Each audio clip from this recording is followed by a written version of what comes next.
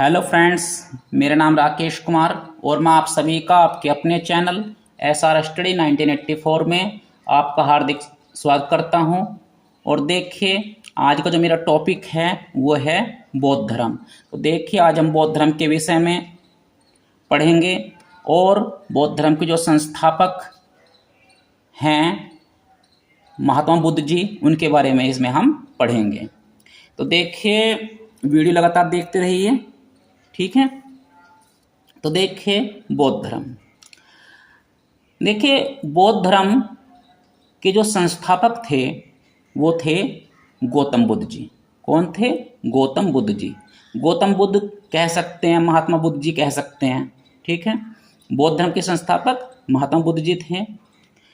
इनका जन्म 563 ईसा पूर्व में हुआ था। कब हुआ था? 563 ईसा पूर्व में। जन्म स्थल अर्थात ये पैदा कहाँ हुए थे, ठीक है। ये पैदा कहाँ हुए थे? ये नेपाल में कपिलवस्तु के पास लुम्बिनी नामक स्थान पर ये पैदा हुए थे। सही है। नेपाल में कपिलवस्तु के पास लुम्बिनी नामक स्थान पर ये पैदा हुए थे।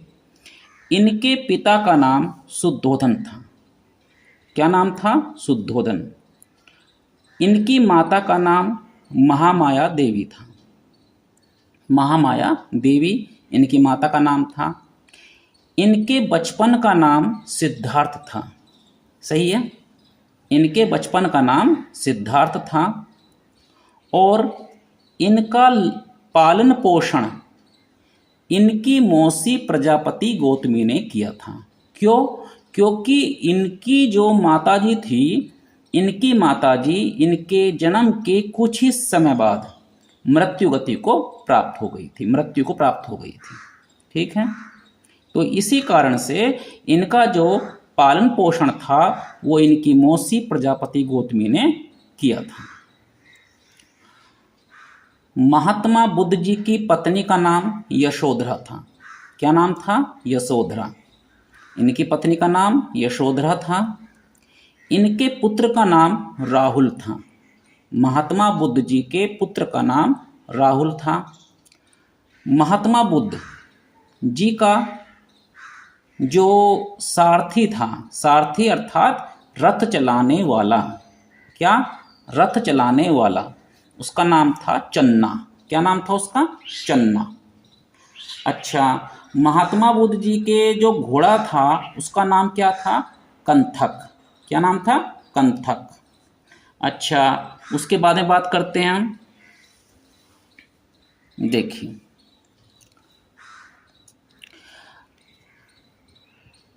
इनके जो प्रथम गुरु थे, इनके प्रथम गुरु अलार कलाम थे। कौन थे? अलार कलाम, जिनसे महात्मा बुद्ध जी ने सांख्य दर्शन की शिक्षा ग्रहण की थी। सही है। इनके जो प्रथम गुरु थे वो थे अलार कलाम, जिनसे इन्होंने सांख्य दर्शन की शिक्षा प्राप्त की थी। अच्छा, यदि हम इनकी ज्ञान प्राप्ति की बात करें तो इन्होंने 35 साल की उम्र में बैसाख के महीने में पूर्णिमा के दिन इनको ज्ञान प्राप्त हुआ था। 35 साल की उम्र में बैसाख पूर्णिमा के दिन इनको ज्ञान प्राप्त हुआ था और इन्होंने लगातार 6 साल तपस्या की थी, तब जा करके इनको ज्ञान की प्राप्ति हुई थी। सही है। उसके बाद देखिए, इनको ज्ञान कहाँ प्राप्त हुआ? ज्ञान प्राप्ति स्थल इनका कहाँ था? वो था गया। कहाँ था? गया। गया जो है आज के समय में बोध गया के नाम से भी जाना जाता है और यह स्थान बिहार में पड़ता है। कहाँ पर है ये? बिहार में। तो इनको बोध गया में बिहार राज्य के अंतर्गत जो पड़ता है, वहाँ पर निरंजना नदी के तट पर एक पीपल के पेड़ के नीचे इनको ज्ञान प्राप्त हुआ था। सही है। निरंजना नदी के तट पर पीपल के पेड़ के नीचे इनको ज्ञान प्राप्त हुआ है।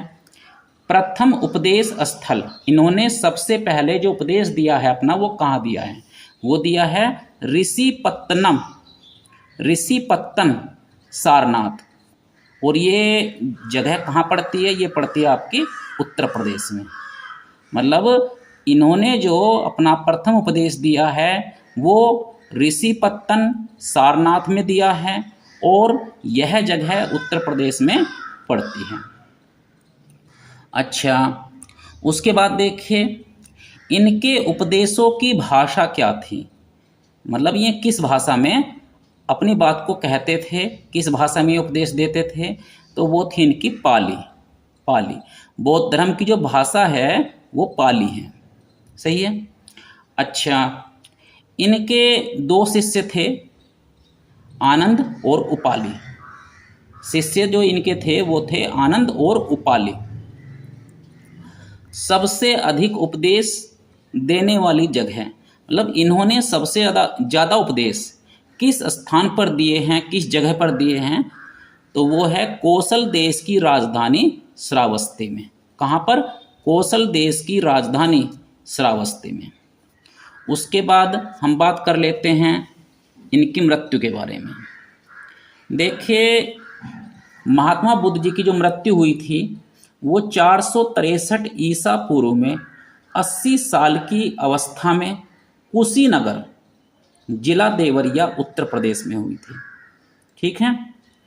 इनकी जो मृत्यु हुई है, जो इनके जीवनकांत हुआ है, वो 463 ईसा पूर्व में 80 साल की उम्र में ये पूरे 80 साल जिए थे और इनकी मृत्यु कुशीनगर जिला देवरिया उत्तर प्रदेश में हुई थी। अब देखिए आगे देखते हैं इसको। बुद्ध के जीवन की घटनाएं और उनके प्रतीक। ठीक है, बुद्ध के जीवन की घटनाएं और उनके प्रतीक। देखिए इनकी माताजी ने जब गर्भ धारण किया, ठीक है, तो उस घटना को जो है हाथी प्रतीक के नाम से जाना जाता है। जो इनकी माताजी ने गर्भ धारण किया था इनके जन्म के समय, तो ठीक है, तो उसका जो प्रतीक है वो है हाथी। इनके जन्म का प्रतीक क्या है? कमल। इनके जन्म का जो प्रतीक है वो है कमल। इनके यौवन का प्रतीक क्या है? सांड। क्या है? सांड। यौवन का प्रतीक है सांड। गृह त्याग, जब इन्होंने संन्यास के लिए ज्ञान प्राप्ति के लिए घर को त्यागा, तो उस घटना को महाभिनिष्क्रमण के नाम से जाना जाता है। और इस घटना का प्रतीक है घोड़ा। क्या है? घोड़ा। गृह त्याग की जो घटना है, जब इन्होंने अपने पुत्र और अपनी पत्नी को छोड़ करके ये वनों में चले गए थे, ठीक है, ज्ञान प्राप्ति के लिए, तो उस घटना को कहते हैं महाभिनिष्क्रमण और उस घटना का प्रतीक है घोड़ा। अच्छा, उसके बाद में देखिए ज्ञान प्राप्ति, जब इनको ज्ञान प्राप्त हुआ है तो ज्ञान प्राप्ति वाली घटना को कहते हैं संबोधि। क्या कहते हैं? संबोधि। और ज्ञान प्राप्ति की जो घटना है उसका प्रतीक है बोधि वृक्ष या पीपल का पेड़। क्या है? बोधि वृक्ष या पीपल का पेड़। उसके बाद समृद्धि, इनकी समृद्धि का जो प्रतीक है वो है शेर। क्या है? शेर। प्रथम प्रवचन, जब इन्होंने अपना प्रथम प्रवचन दिया तो उस घटना को कहते हैं हम धर्म चक्र प्रवर्तन। क्या कहते हैं? धर्म चक्र प्रवर्तन। और इनके प्रथम प्रवचन घटना का जो प्रतीक है वो है चक्र। क्या है? चक्र। उसके बाद इनके निर्वाण प्राप्ति की जो घटना है उसको जो है पद चिन्ह प्रतीक के साथ दर्शाया जाता है। उसका प्रतीक है पद चिन्ह। इनकी जो मृत्यु हुई है, इनकी मृत्यु की घटना को महापरिनिर्वाण के नाम से जाना जाता है और इनकी मृत्यु की घटना को स्तूप प्रतीक से जानते हैं। ठीक है, इनके मृत्यु की घटना को स्तूप प्रतीक के नाम से जानते हैं। उसके बाद देखिए, जो बौद्ध धर्म की जो संगीतियाँ हुई है, जो बैठकें हुई हैं, वो कब हुई हैं, किस जगह पर हुई हैं, और उन संगीतियाँ जो हुई हैं उनके अध्यक्ष कौन हैं और किस राजा के शासनकाल में ये सभी बैठकें संगीतियाँ हुई हैं, उसके बारे में देख लेते हैं। तो देखिए, प्रथम बौद्ध संगीति 483 ईसा पूर्व में हुई थी। सही है, प्रथम बौद्ध संगीति 483 ईसा पूर्व में हुई थी। कहाँ पर हुई थी? राजगृह में। कहाँ पर हुई थी? राजगृह में। और इस बौद्ध संगीति के जो अध्यक्ष थे वे कौन थे? महाकश्यप। कौन थे? महाकश्यप। और किसके शासनकाल में हुई थी? वो हुई थी अजातशत्रु के शासनकाल में। किसके शासनकाल में हुई थी? अजातशत्रु के शासनकाल में। दूसरी बौद्ध संगीति 383 ईसा पूर्व में हुई है। कहाँ हुई है? वैशाली में हुई है। दूसरी बौद्ध संगीति वैशाली में हुई है। इस बौद्ध संगीति के जो अध्यक्ष थे वे कौन थे? सबाकामी। कौन थे? सबाकामी। और उस समय शासनकाल किसका था? वो था कालाशोक का। द्वितीय बौद्ध संगीति के समय जो शासनकाल था वो कालाशोक का था। तृतीय बौद्ध संगीति जो हुई है वो 250 ईसा पूर्व में हुई है। 250 ईसा पूर्व में। और कहाँ हुई है? पाटलिपुत्र में हुई है। इस बौद्ध संगीति के तीसरी जो बौद्ध संगीति है इसके अध्यक्ष कौन थे? वो थे मोगलीपुत्त। कौन थे? मोगलीपुत्त। और यह जब तीसरी बौद्ध संगीति हुई तो उस समय किस राजा का शासनकाल था? तो वो था अशोक। तीसरी बौद्ध संगीति के समय अशोक का शासनकाल था। अब बात करते हैं चतुर्थ बौद्ध संगीति के बारे में। चतुर्थ बौद्ध संगीति जो है ईसा की प्रथम शताब्दी में हुई है। कब हुई है? ईसा की प्रथम शताब्दी में हुई है। कहाँ हुई है? ये हुई है कुंडलवन में। चतुर्थ बौद्ध संगीति कुंडलवन में हुई है। और चतुर्थ बौद्ध संगीति के जो अध्यक्ष थे वो थे वसुमित्र। कौन थे? वसुमित्र। और इस बौद्ध संगीति के ये जो बौद्ध संगीति हुई है तो यह कनिष्क के शासनकाल में हुई है। मतलब चतुर्थ बौद्ध संगीति के बारे में यदि पूछा जाए कि भाई चतुर्थ बौद्ध संगीति जो है किस राजा के शासनकाल में हुई है तो वह कनिष्क के शासनकाल में हुई है। अच्छा, अब देखिए कुछ महत्वपूर्ण तथ्य हैं, उनको देख लेते हैं जरा, ध्यान दीजिए। देखिए, महात्मा बुद्ध ने तपस और मालिक नामक दो शूद्रों को बौद्ध धर्म का सर्वप्रथम अनुयायी बनाया था। यदि ये प्रश्न जो है परीक्षा में आ जाए कि भाई कि महात्मा बुद्ध जी ने किन दो शूद्रों को सबसे पहले अपना अनुयायी बनाया था, तो आप बताना है तपस और मालिक। तपस और मालिक दो शूद्र थे जिनको बौद्ध धर्म का सर्वप्रथम अनुयायी बनाया गया था। महात्मा बुद्ध के अनुयायी शासक कौन थे? बिंबिसार, प्रसेनजीत और उदयन। कौन थे? बिंबिसार, प्रसेनजीत, उदयन। ये महात्मा बुद्ध के अनुयायी शासक थे, राजा थे। सही है। अच्छा, उसके बाद देखिए जरा, महात्मा बुद्ध का जन्म, ज्ञान प्राप्ति और महापरिनिर्वाण तीनों वैशाख पूर्णिमा के दिन हुए थे। इसीलिए वैशाख पूर्णिमा को बुद्ध पूर्णिमा के नाम से मनाया जाता है। देखिए, यह बात भी ध्यान रखने वाली है कि बुद्ध का जो जन्म हुआ था, जो इनको ज्ञान की प्राप्ति हुई थी और जो इनकी मृत्यु हुई थी, मृत्यु जिसे महापरिनिर्वाण के नाम से जाना जाता है, ये तीनों ही चीज वैशाख महीने की पूर्णिमा के दिन हुए थे।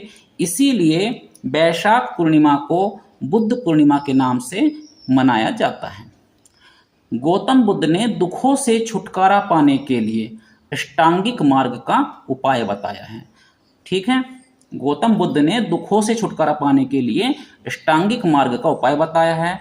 मतलब जो अष्टांगिक मार्ग ये है, ये अष्टांगिक मार्ग ये किस धर्म से संबंधित है? तो ये है बौद्ध धर्म से।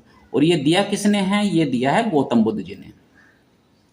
उसके बाद देखिए, कुछ लोगों का मानना है कि बुद्ध की मृत्यु के बाद उनके शरीर के अवशेषों को 8 भागों में काटकर उन पर 8 ही स्तूपों का निर्माण करवाया गया था। स्तूप कहते हैं स्तंभ।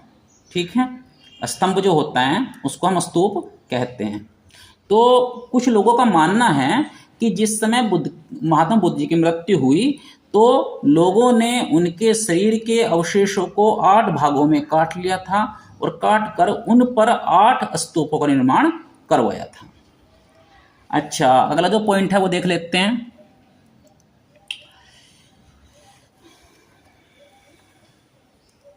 देखिए, बुद्ध के जन्म और मृत्यु की तिथि को चीनी परंपरा के कैंटोन अभिलेख के आधार पर निश्चित किया गया है। बुद्ध के जन्म और मृत्यु, इन दोनों ही घटनाओं की तिथियों को चीनी परंपरा के कैंटोन अभिलेख के आधार पर निश्चित किया गया है। ठीक है, बौद्ध धर्म के बारे में हमें विस्तृत ज्ञान हमें त्रिपिटकों से प्राप्त होता है। त्रिपिटकों से प्राप्त होता है और तीनों ही पिटकों की भाषा क्या है? पाली। तीनों पिटकों की भाषा क्या है? पाली। अच्छा, उसके बाद में देखते हैं, बौद्ध धर्म आत्मा के स्वरूप को नहीं मानता। सही है, बौद्ध धर्म आत्मा के स्वरूप को नहीं मानता और बौद्ध धर्म में पुनर्जन्म की मान्यता है। सही है, बौद्ध धर्म आत्मा के स्वरूप को नहीं मानता, लेकिन बौद्ध धर्म ये कहता है कि व्यक्ति का पुनर्जन्म हो सकता है। अच्छा, बौद्ध धर्म के प्रचार के लिए जिन्होंने संन्यास ग्रहण किया उन्हें भिक्षुक कहा जाता है। देखिए, बौद्ध धर्म के प्रचार के लिए जो व्यक्ति संन्यास ग्रहण करते थे उन्हें भिक्षुक कहा जाता था। क्या कहा जाता था? भिक्षुक। सही है, गृहस्थ जीवन व्यतीत करते हुए, मतलब गृहस्थ जीवन बिताते हुए, गृहस्थ जीवन में रहते हुए बौद्ध धर्म का प्रचार करने वाला व्यक्ति उपासक कहलाता था। ये सभी पॉइंट जो है प्रेक्षक की दृष्टि से बहुत ज़्यादा महत्वपूर्ण हैं। तो देखिए, गृहस्थ जीवन व्यतीत करते हुए, बिताते हुए बौद्ध धर्म का प्रचार करने वाला व्यक्ति उपासक कहलाता था। बौद्ध संघ में शामिल होने को उपसंपदा कहा जाता था। मतलब बौद्ध संघ में बौद्ध धर्म के धारण करने की घटना को जो है उपसंपदा कहा जाता था। बौद्ध धर्म के त्रिरत्न कौन कौन से हैं? देखिए, बुद्ध, धम्म और संघ, ये है बौद्ध धर्म के त्रिरत्न। कौन कौन से हैं? बुद्ध, धम्म और संघ।